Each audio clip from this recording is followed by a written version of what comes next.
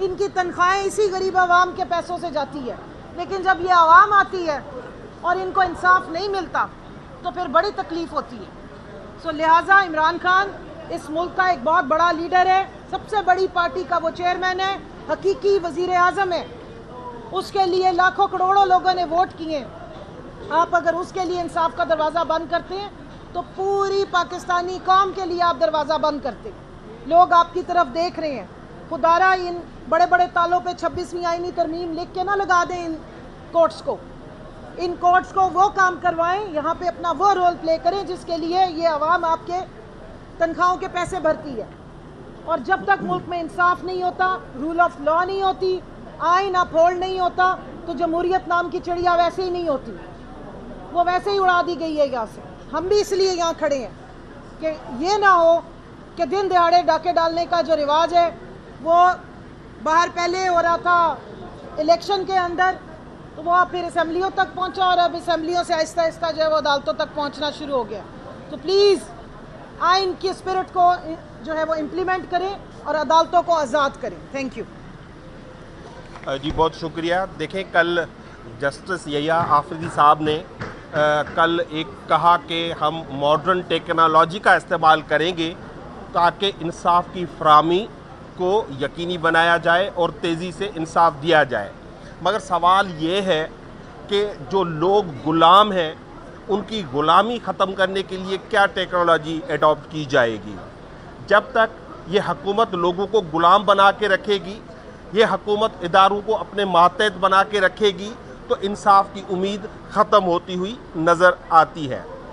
ये जो मखसूस नशस्तों का केस है, इस केस में ये नज़रसानी है और उसमें एट द फेस कोई एरर होता है तो उसको देखा जाता है।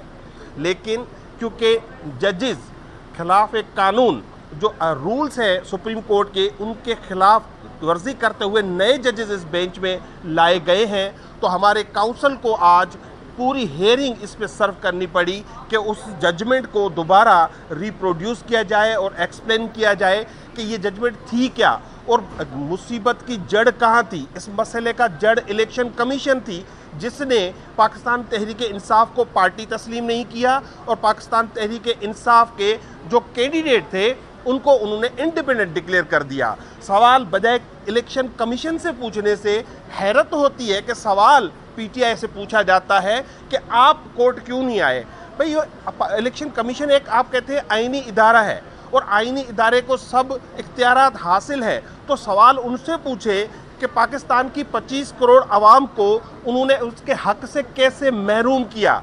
ये मैंडेट जो है, जो मंसूर अली शाह, मैं तो मंसूर अली शाह को खराज तहसीन पेश करता हूँ कि उनका जिक्र कानून की डिक्शनरी में अब इतना होने लगा है। आपके वीलागर्स हो, आपके टीवी चैनल्स हो, आपकी अदलिया हो, सवाए मंसूर अली शाह के अगर रोज़ाना हेयरिंग में 10 दफ़ा नाम ना लें तो वो हेयरिंग कंप्लीट नहीं होती। उन्होंने वाज़े कर दिया है कि ये रिज़र्व सीटें अवाम की होती हैं, जो अवाम का मैंडेट है वो असेंबली में रिफ्लेक्ट हो तो वो सीटें उनकी होती हैं। ये टेक्निकलिटीज़ के पीछे छुपकर किसी के हुक्मनामे पर, किसी की मंशा पर पाकिस्तान तहरीक इंसाफ, इमरान खान और पाकिस्तान की अवाम का हक नहीं छीना जा सकता। आज ये भी कोर्ट को बताया गया कि पाकिस्तान तहरीक इंसाफ को 8 नहीं 11 जजेस ने, इंक्लूडिंग काजी फाइज ईसा, मंदोखेल साहब और जस्टिस यहिया आफरीदी ने पाकिस्तान तहरीक इंसाफ को एक्नॉलेज भी किया और as a political party declare भी किया और ये भी कहा कि रिजर्व सीट्स पाकिस्तान तहरीक इंसाफ का हक है। अगर 11 जजेस ये डिक्लेयर कर चुके हैं तो उस फैसले को 11 जजेस बैठ के जो जूनियर हैं उनके, वो उनको ओवरटर्न नहीं कर सकते। आज बुनियादी तौर पर ये बात हुई है और मेंटेनेबिलिटी भी बात हुई है कि जो पार्टीज़ यहाँ पर आई हैं वो पार्टीज़ नहीं है। आप पाकिस्तान तहरीक इंसाफ तो कहते पूछते हैं कि आप क्यों नहीं गए इलेक्शन कमीशन या हाई कोर्ट या सुप्रीम कोर्ट के सामने। यही सवाल तो नवाज लीग और पीपल्स पार्टी के कैंडिडेट से भी बनता है, जिनके मखदूम अली खान साहब जो लॉयर हैं, तो ये सवाल तो उनसे भी बनता है। लिहाजा ये पिटीशन मेंटेनेबल नहीं है। आईनी बेंच से इस्तदा है कि बराए मेहरबानी इस पिटीशन को डिसमिस किया जाए। Thank you ji.